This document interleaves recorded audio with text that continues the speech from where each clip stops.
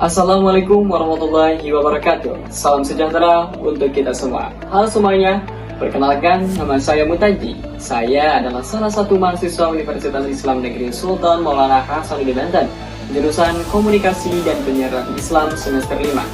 Pada video kali ini, saya akan membuat learning jurnal mata kuliah Teknik Reportase dan Investigasi, di mana diampu oleh Bapak Dr. Adi Kusuma MSI. Pada video kali ini, saya akan mengulas kembali materi minggu lalu. Selamat menyaksikan.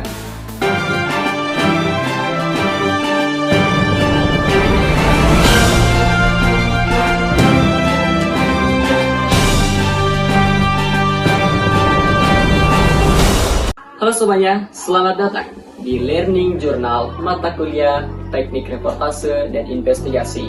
Nah, pada kali ini saya akan membahas tentang materi yang sudah saya pelajari, yaitu teknik reportase. Nah teman-teman, apa itu reportase? Reportase adalah proses pengumpulan data, informasi, kemudian ditulis atau dilaporkan kembali dalam bentuk berita. Objek pengumpulan data bisa berupa manusia, peristiwa, tempat sejarah, bahkan fenomena sosial yang ada di sekitar kita. Jika objek reportasenya manusia, maka bentuk reportasenya tersebut biasanya berupa wawancara. Dengan kata lain, reportase adalah kegiatan meliput, mengumpulkan fakta, lalu menyajikannya kembali kepada publik melalui media, baik media cetak seperti koran dan majalah, maupun media elektronik seperti televisi, radio, dan internet. Nah, kita masuk ke nilai-nilai berita. Sebuah peristiwa bisa dianggap layak diberitakan jika memenuhi nilai-nilai berita. Yang pertama ada magnitude atau besarnya dampak peristiwa. Yang kedua ada proximity, yaitu kedekatan dengan audiens. Yang ketiga aktual, yaitu peristiwa yang sedang ataupun baru saja terjadi. Yang keempat adalah impact, pengaruh terhadap masyarakat. Yang kelima ada unsoreness, keanehan atau hal yang jarang terjadi. Yang keenam, konflik, adanya pertentangan. Yang ketujuh, surprising, unsur mengejutkan. Yang kedelapan adalah topik yang berkaitan dengan seks atau sensasi, seringkali juga menarik perhatian publik. Nah, nilai-nilai penting dipahami oleh jurnalis agar bisa memilih isu yang tepat untuk diikuti. Nah teman-teman, poin tersebut adalah sangat penting, harus diketahui ataupun harus dipahami oleh para jurnalis agar bisa memilih isu yang tepat untuk diliput. Nah, syarat sebuah berita.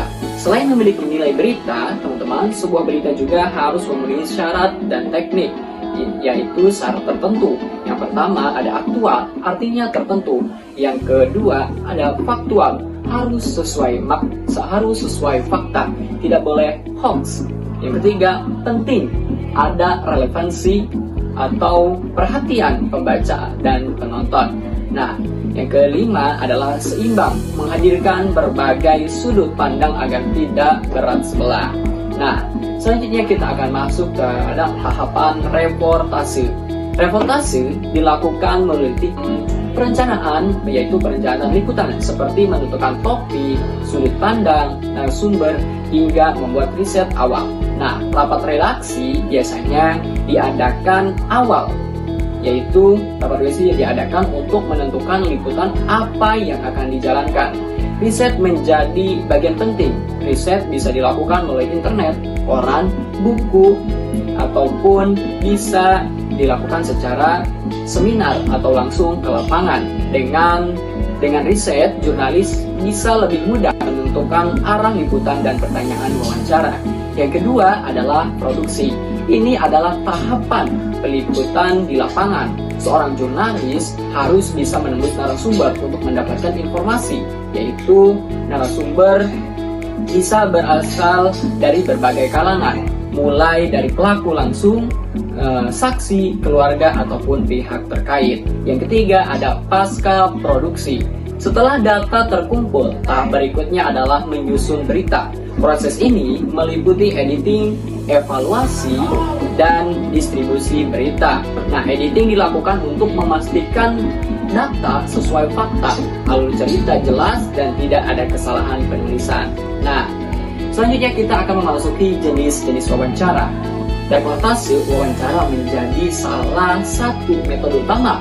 Ada berbagai jenis wawancara, misalnya wawancara tertutup, wawancara terbuka, wawancara konferensi, wawancara kelompok, wawancara individual, wawancara terpimpin, dan wawancara bebas. Nah, masing-masing jenis memiliki kelebihan dan digunakan sesuai kebutuhan liputan. Nah, yang selanjutnya ada refleksi pribadi. Dari materi ini, teman-teman, saya belajar bahwa reportase bukan sekedar menulis berita.